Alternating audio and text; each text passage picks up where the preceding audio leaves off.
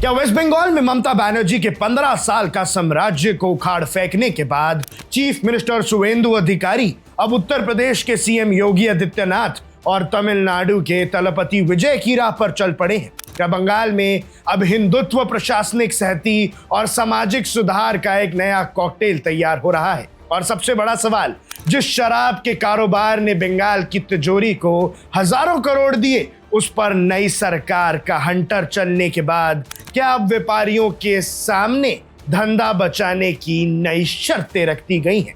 आज की special report में हम बात करेंगे बंगाल की राजनीति में आई उस भूचाल की, जिसने न सिर्फ सत्ता बदली बल्कि राज्य की आर्थिक और सामाजिक प्राथमिकताओं को पूरी तरह पलट कर रख दिया है। कहानी की शुरुआत होती है साल 2026 के विधानसभा चुनाव से। बंगाल के इतिहास में पहली बार आजादी के बाद बीजेपी ने पूर्ण बहुमत की सरकार बनाई। ममता बनर्जी का 15 साल पुराना टीएमसी शासन खत्म हुआ और शुवेंदु अधिकारी ने चीफ मिनिस्टर पद की कमान संभाली। सत्ता में आए अभी महज 44 दिन ही हुए थे कि फाइनेंस मिनिस्टर स्वपन दास गुप्ता ने सरकार का पहला बजट पेश कर दिया। करीब 4.38 लाख करोड़ रुपीस के इस बजट में महिलाओं के लिए 3,000 रुपए मासिक सहायता, 5 रुपए में माछ भात यानी मच्छी और भात, और साथ ही साथ 1 लाख सरकारी नौकरी देने जैसे बड़े वादे तो थे, लेकिन सबसे ज्यादा चर्चा बटोरी सरकार की नई शराब नीति ने। इस नीति को समझने के लिए पहले हमें यह देखना होगा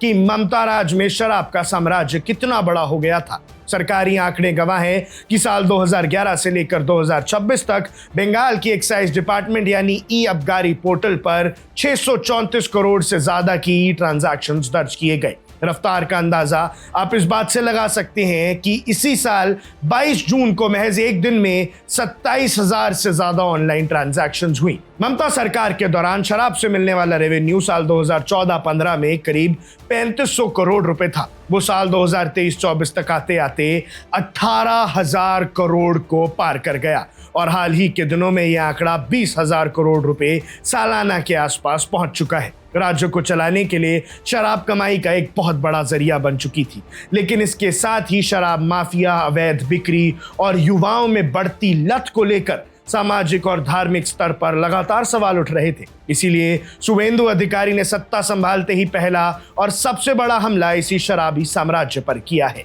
सरकार ने नियम बनाए हैं कि अब किसी भी स्कूल, कॉलेज, अस्पताल या धार्मिक स्थल के 1 किलोमीटर के दायरे में कोई भी नया शराब का लाइसेंस जारी नहीं किया जाएगा। हालांकि कोलकाता म्युनिसिपल कॉर्पोरेशन एरिया में भीड़भाड़ को देखते हुए इस दूरी को 500 मीटर रखा गया है। अब इस फैसले के बाद शराब व्यापारियों के बीच हड़कंप मच गया है। सबसे बड़ी उलझन और शर्त इस बात को लेकर है कि क्या ये नियम सिर्फ नई दुकानों पर लागू होगा या पुरानी दुकानों को भी यहाँ से हटना पड़ेगा। व्यापारी संगठन सरकार से लगातार ये पूछ रहे हैं कि अगर उनकी दुकानें इस दायरे में आती हैं तो धंधा बचाने की शर्त क्या होगी? क्या सरकार उन्हें रिलोकेशन यानी दूसरी जगह दुकान शिफ्ट करने की इजाजत देगी?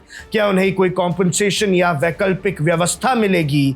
ये एक ऐसा सवाल है जिस पर आने वाले दिनों में बंगाल की राजनीति और गरमाने वाली है। दिलचस्प बात यह है कि शुवेंदु अधिकारी का ये कदम देश के 2 अन्य बड़े लीडर्स के मॉड्यूल से बिल्कुल मेल खाता है। पहला मॉडल है तमिलनाडु के नए चीफ मिनिस्टर तलपति विजय का। इसलिए इस साल मई में सत्ता संभालते ही विजय ने अपना ड्रग फ्री तमिलनाडु का वेट को पूरा करने के लिए सिर्फ 18 दिनों के भीतर स्कूलों और धार्मिक स्थलों के पास चल रही 717 सरकारी शराबी दुकानों को बंद करवा दिया, जो कुल दुकानों के करीब 15% था। दूसरा मॉडल है उत्तर प्रदेश के चीफ मिनिस्टर योगी आदित्यनाथ का।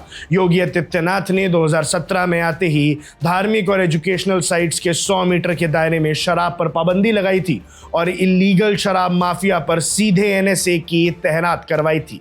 लेकिन शुवेंदु अधिकारी का 1 किलोमीटर का ये रेड जोन नियम योगी के 100 मीटर वाले नियम से भी कई गुना ज्यादा सख्त दिखाई दे रहा है। तो आखिर शुवेंदु अधिकारी इस कड़े फैसले से क्या साबित करना चाहते हैं? असल में ये शुवेंदु के नए बंगाल विजन का हिस्सा है। वो एक तीर से कई निशाने साध रहे हैं। पहले टीएमसी के दौर में लॉ एंड ऑर्डर पर जो सवाल उठते थे उन्हें प्रशासनिक सख्ती से ठीक करना। दूसरा यह है कि धार्मिक स्थलों के आसपास से शराब हटाकर अपनी कोर हिंदू वोट बैंक को एक बहुत बड़ा और कड़ा संदेश देना। और तीसरा है महिलाओं की सुरक्षा और युवाओं के भविष्य को सुधार कर एक बड़ी सामाजिक छवि बनाना। बेशक इस फैसले से बंगाल के रेवेन्यू पर असर पड़ सकता है, लेकिन शुवेंदु सरकार इसके लिए बजट बजट में वैकल्पिक रास्ते तलाश रही है ताकि इन्वेस्टमेंट को अट्रैक्ट किया जा सके और शराब रेवेन्यू पर निर्भरता को कम किया जा सके। अब देखना यह होगा कि शुवेंदु अधिकारी का ये हंटर बंगाल की इकोनॉमी को संभाले रखते हुए समाज को कितना बदल पाता है और एक्साइज पॉलिसी के इस नए चक्रव्यूह में बंगाल के शराब व्यापारी अपने धंधे को बचाने के लिए क्या रास्ता निकालते हैं। जो भी आपको लगता है हमें कमेंट सेक्शन में जरूर बताइएगा। अब देख रहे हैं वन इंडिया, मैं हूं आकुश Kaushik. Subscribe to One India and never miss an update. Download the One India app now.